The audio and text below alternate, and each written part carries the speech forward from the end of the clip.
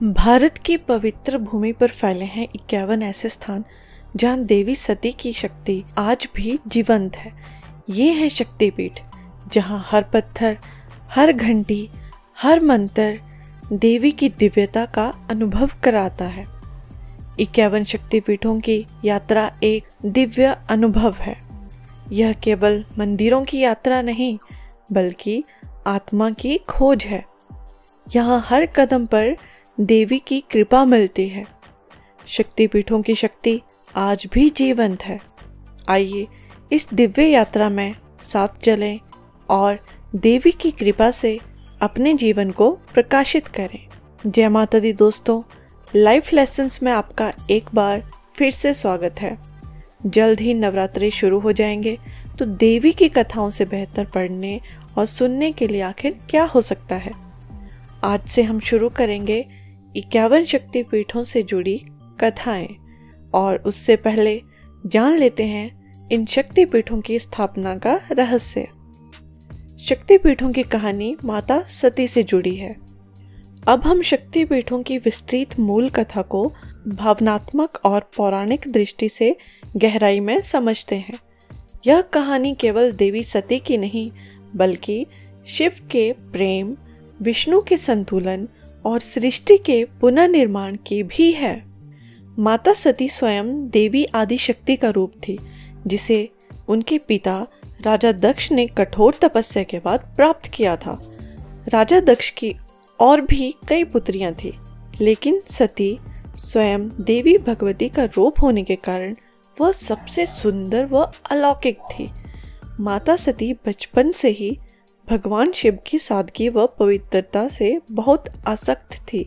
शिव जी को अपने पति रूप में पाने के लिए माता सती ने उनकी भक्ति व आराधना बचपन से ही शुरू कर दी थी।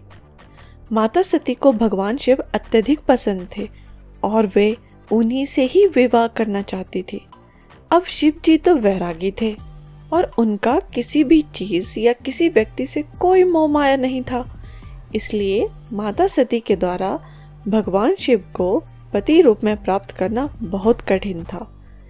इसके लिए शिव जी को प्रसन्न करने के लिए उनकी भक्ति करनी शुरू कर दी। अपने प्रति इस निश्चल प्रेम को देखकर शिव का मन भी माता सती के प्रति आसक्त हो गया।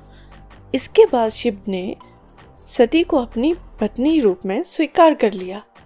दूसरी ओर राजा दक्ष शिव को सती के लिए योग्य वर नहीं मानते थे, क्योंकि शिव पहाड़ों पर बिना किसी सुख सुविधा के आदिवासियों के जैसे जीवन यापन करते थे। माता सती ने अपने पिता दक्ष की आज्ञा के विरुद्ध जाकर शिव से विवाह किया था। एक बार भगवान ब्रह्मा ने यज्ञ का आयोजन किया था। इसमें सभी देवतागण और महान ऋषियों को बुलाया गया था।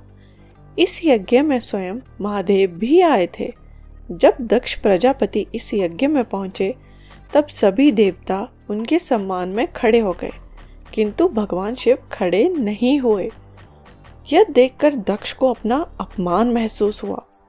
उन्होंने वहीं पर सभी के सामने शिव को भला बुरा कहा, किंतु शिव ने उनसे कुछ नहीं कहा।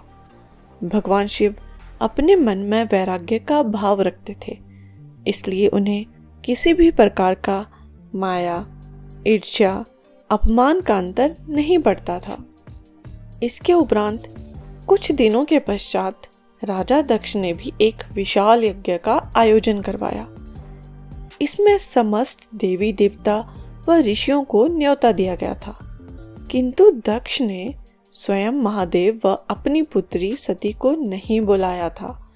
इस बात से सती अनभिज्ञ थी, किंतु उन्होंने आकाश मार्ग से देवताओं को जाते हुए देखा, तो जिज्ञासा पूर्वक अपने पति से इसका कारण पूछा।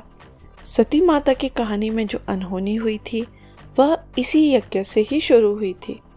वह इसलिए क्योंकि ना तो सती माता इस यज्ञ में जाती, ना ही उन्हें आत्मदाह करना पड़ता और ना ही भगवान शिव के जीवन में इतना दुख आता। तो माता सती के पूछने पर शिव ने उन्हें राजा दक्ष के द्वारा आयोजित किए गए यज्ञ की बात बताई। इस पर माता सती ने उनसे पूछा कि क्या इस यज्ञ में हमें नहीं बुलाया गया? शिव ने ब्रह्मा जी के यज्ञ में घटित सारी घटना सती को बताई और कहा कि वे हमसे ईर्ष्या व वैमनस्य भाव रखते हैं, इसलिए हमें वहां नहीं बुलाया गया है। फिर भी माता सती ने वहां जाने का आग्रह किया। शिव को किसी अनहोनी के होने का डर था। इस पर माता सती ने उन्हें अपनी 10 महाविद्या के दर्शन दिए।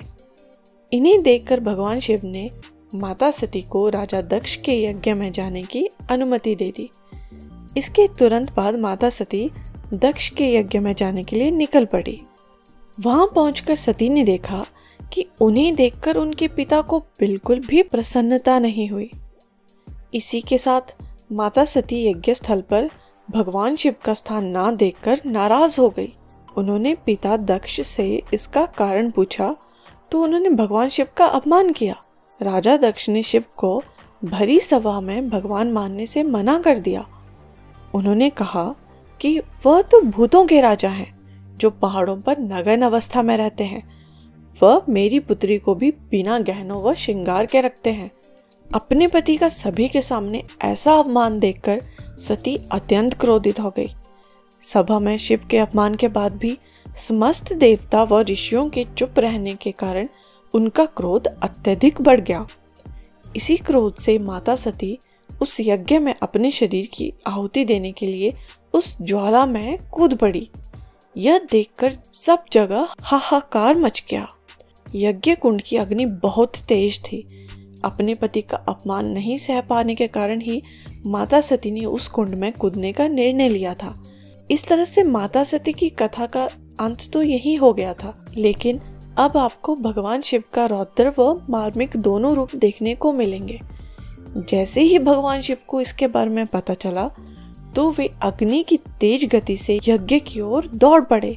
वहां पहुंचकर जब भगवान शिव ने सती का जला हुआ मृत शरीर देखा तो उनका शरीर फुंफकारने लगा। उनके इसी क्रोधित रूप में से वीरभद्र का जन्म हुआ, जिसने संपूर्ण यज्ञ को तहस नहस कर दिया। इसी के साथ ही वीरभद्र ने दक्ष प्रजापति का सिर धड़ से काटकर अलग कर दिया। जब भगवान शिव ने राजा दक्ष का भी वध कर दिया तब उनका ध्यान फिर से सती पर गया। माता सती की मृत्यु हो चुकी थी और उनका अध जला शरीर यज्ञ कुंड में पड़ा हुआ था। यह देखकर शिव का क्रोध भयानक पीड़ा में बदल गया था। उन्होंने तुरंत माता सती के अध जले शरीर को यज्ञ कुंड से निकाला और अपने सीने से लगा लिया। उन्होंने सती के मृत शरीर को उठाकर तांडव करना शुरू कर दिया। उनका यह तांडव इतना प्रलयकारी था कि संपूर्ण सृष्टि संकट में आ गई।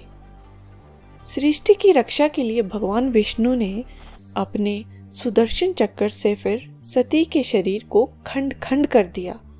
जहां जहां सती के अंग, वस्त्र या आभूषण गिरे वहां वहां शक्तिपीठों की स्थापना हुई। देवी पुराण और तंत्र चूड़ामणि ग्रंथ के अनुसार कुल 51 शक्तिपीठ माने जाते हैं। ये भारत, नेपाल, बांग्लादेश, पाकिस्तान और श्रीलंका सहित कई देशों में स्थित हैं।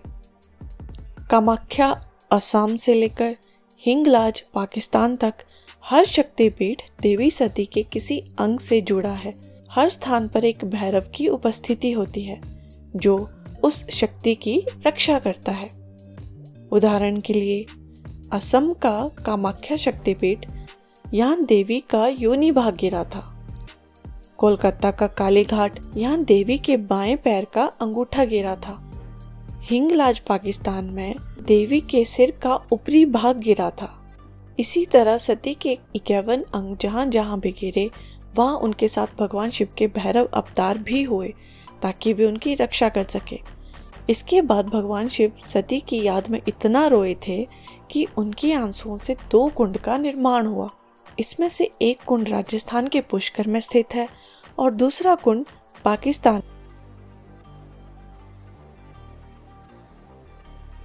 के कतासराज मंदिर में स्थित है। कुछ दिनों के पश्चात भगवान शिव का दुख कम हुआ तो उन्होंने फिर से सब मोह माया का पूर्ण रूप से त्याग कर दिया। इसके बाद वे लंबी साधना में चले गए थे, जिसमें वे वर्षों वर्ष तक रहे थे। उनकी साधना के दौरान ही माता सती का पार्वती के रूप में पुनर्जन्म हुआ था। माता पार्वती ने पुनः उन्हें पति रूप में प्राप्त करने के लिए वर्षों की कठोर तपस्या की थी। इसके बाद शिव उन्हें पुनः पति रूप में प्राप्त हुए थे।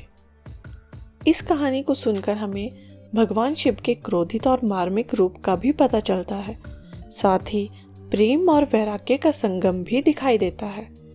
वह भगवान शिव ही थे जो किसी से भी मोह माया का भाव नहीं रखते थे, और वे भगवान शिव ही थे जो अपनी पत्नी की मृत्यु के पश्चात इतना रोए थे कि उससे 2 गुंड का निर्माण हो गया था। कहा जाता है कि शक्ति पीठों में की गई प्रार्थना शीघ्र फल देती है। नवरात्रि के समय इन स्थलों की ऊर्जा चरम पर होती है और भक्तों की आस्था से वातावरण दिव्य हो उठता है। शक्ति पीठों की यात्रा केवल तीर्थ नहीं, आत्मिक जागरण है। हर मंदिर की अपनी विशेष पूजा विधि, मंत्र और ऊर्जा होती है। यहाँ की ऊर्जा आत्मा को संतुलित करती है। शक्ति पीठ हमें स्त्री शक्ति की महत्ता दिखाते हैं। ये स्थान केवल पूजा के नहीं बल्कि आत्म साक्षात्कार के केंद्र हैं। देवी की शक्ति हमें भीतर से जागृत करती है। अगली वीडियोस में मैं आपको इन 51 शक्ति पीठों से जुड़ी हुई कथाएं सुनाऊंगी। तब तक के लिए वीडियो को लाइक करें, शेयर करें और कमेंट में बताएं आपका प्रिय शक्तिपीठ कौन सा है और आपकी यात्रा कहाँ से शुरू होगी। जय माता दी।